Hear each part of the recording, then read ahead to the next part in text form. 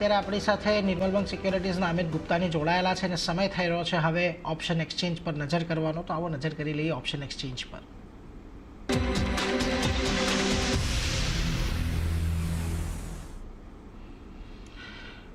તો અમિતજી, આજે હવે ખાસ ઓપ્શન રણનીતિ માટે કયા નજર પડી રહી છે? જી સર, જણાવ્યું કે નિફ્ટીમાં એના એક રિવર્સલ આપણને જોવા મળી શકે છે. ઓલમોસ્ટ એક સપોર્ટ પર આવી ગઈ છે. 22,750 નો અને 22,800 નો એક ફ્યુચરમાં સપોર્ટ બનતા આપણને જોવા મળશે. 22,800 ના નીચે નિફ્ટી અગર સ્ટેબલ થઈ જાય છે અને નીચે ટ્રેડ કરવાનું ચાલુ કરે છે તો મને લાગે છે સેકન્ડ લેગ ઓફ સેલિંગ આપણને માર્કેટમાં જોવા મળી શકે છે.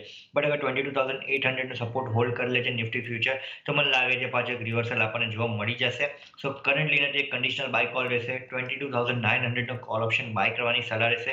જે અત્યારે કરન્ટલી 138 140 ના આસપાસ ચાલુ છે.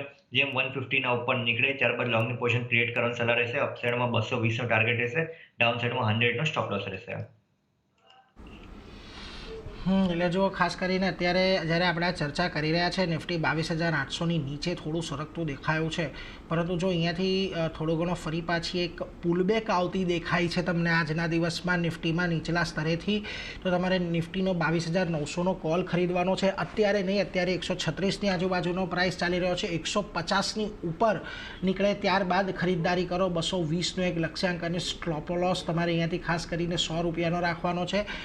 કન્ડિશનલ કોલ છે એટલે એના પર ધ્યાન રાખજો. નિફ્ટીમાં ફરી પાછો નીચલા સ્તરેથી ઉછાળો આવે ત્યારે આપણે આ પ્રકારે ખરીદદારી કરવાની છે. અત્યારે થોડુંક ચેતીને ચાલવાની સલાહ પણ છે, પરંતુ એ સાથે